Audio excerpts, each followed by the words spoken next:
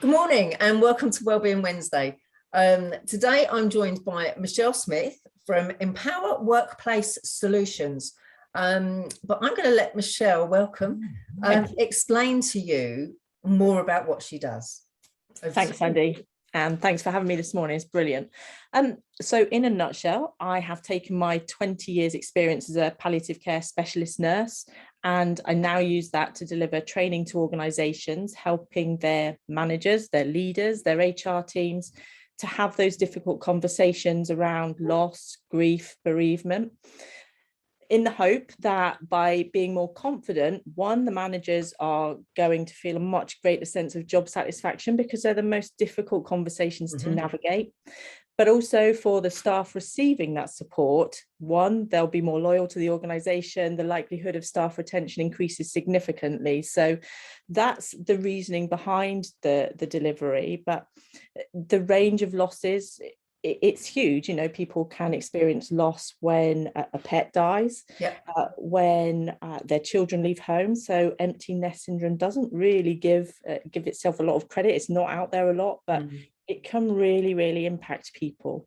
Loss when there's been a stillbirth or an early miscarriage, loss through a divorce or a long-term relationship breakdown, right the way through to pre and post bereavement. So if you think about somebody who is caring for a loved one with dementia, there's a lot of pre-bereavement because you start to lose the person that you knew way before the actual physical death arrives. So a whole spectrum of reasons that people will experience loss, but in hope that by following one model of communication, the experience in the workplace for both the managers and the staff can really be increased. I think it's important as well because, like you say, some of those conversations are incredibly difficult, but I think it's important from my point of view for employers to understand just how much of a support they can be to an individual that is going through some kind of major experience. And before we started recording, we spoke a little bit about palliative care and how when somebody gets that dreaded diagnosis, that managers can really be incredibly supportive. Exactly. It's about not being scared to have those conversations and push what you think might otherwise have been a boundary or a limit. 9 times out of 10, those conversations in the workplace are going to be really quite unexpected. It's going to be a knock on the door. Have you got 5 minutes? From the blue, you're going to be told they've either, I don't know, for example, they've got a cancer diagnosis. Their wife has been diagnosed with motor neurone disease last week. They've suffered a stillbirth and they're still not dealing with that. They've kept it off the radar. So many reasons. But actually what we have to do is be brave enough to ask the questions that we will find difficult. And like I said to you earlier, 20 years on, I still find those conversations difficult, but it doesn't mean we shouldn't have them.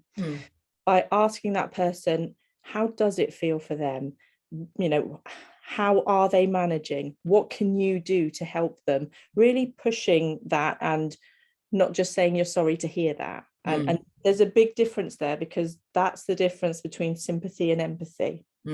Absolutely. And I mean, we were talking in the instance of a terminal illness about that awful question about length of time around the prognosis. I mean, even now sitting here, it's hard to say how long have you got.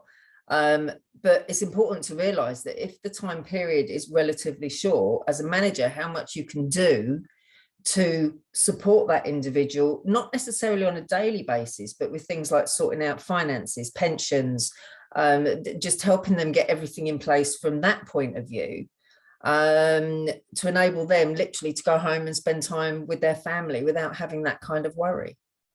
Exactly. I think people don't realize how much you can do as a manager, and it's not in a way that crosses any boundaries. It's a really practical kind of support. A lot of people who've got a short prognosis will be able to cash in life insurances before they die. Now, I know from my perspective, if I knew that I could tie everything up, make sure that my 2 children were supported, the mortgage was taken care of, they have everything that they need, that would make the biggest difference to me, having quite a symptom-free death rather than worrying about how they're going to manage without me, which in itself is a heartbreaking thought. But as a manager, if you seek to gain their consent, you can then go off, you can have the conversations with the pension department, the insurance department. And actually that, as you say, it allows that person to focus on their time with their family, tying everything up, starting to do that real kind of end of life care planning if they hadn't already done so, because the earlier you do all of that, actually, the smoother it makes the whole process, especially for the person with the terminal illness.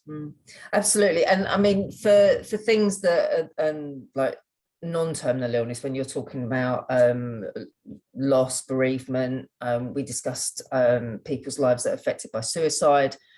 And again, it's having those really tough conversations.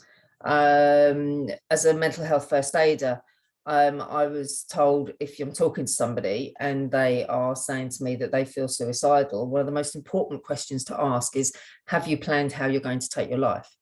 Yeah. Because it immediately tells you how urgent that problem is or that issue is. For example, if they say, no, I haven't decided, I haven't made any plans, you know that it's not imminent.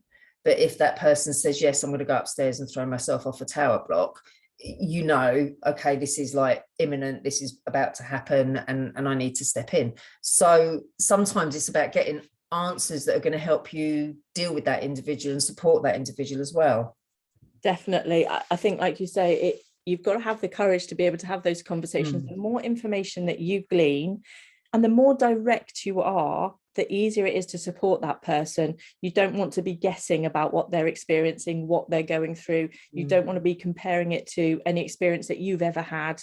It's a completely different one. It's individual to them. So by asking them for their experience, you're trying to put yourself in their shoes. You're trying to get alongside them and really get an understanding of what is it like to be that person.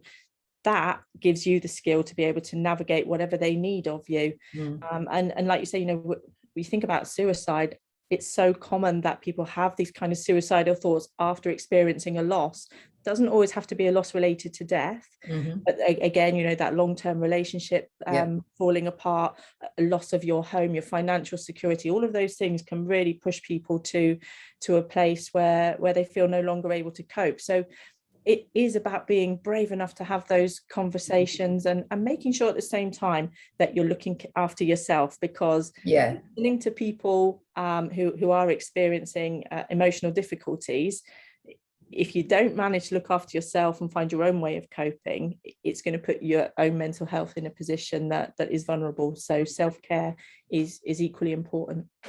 And absolutely. And it was the next thing that I was going to come on to. It's we're saying do this, but it's not always easy to do it. And I think, again, in my limited experience, sometimes you need to take a step back just to look after yourself and get it all straight in your head. So yeah, that is really, that self-care thing is really, really important. Yeah, I think it's, you know, you have to think that we have one chance to get that initial response right.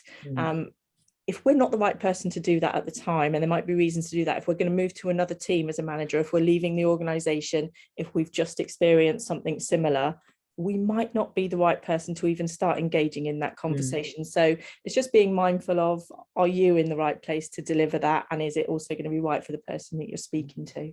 Absolutely. Thank you so much, Michelle. And if you want to know more about Michelle's work and what she can do for your business, check out the comments. On the 6th of October, there's a 45-minute course as an introduction to the work that Michelle's doing.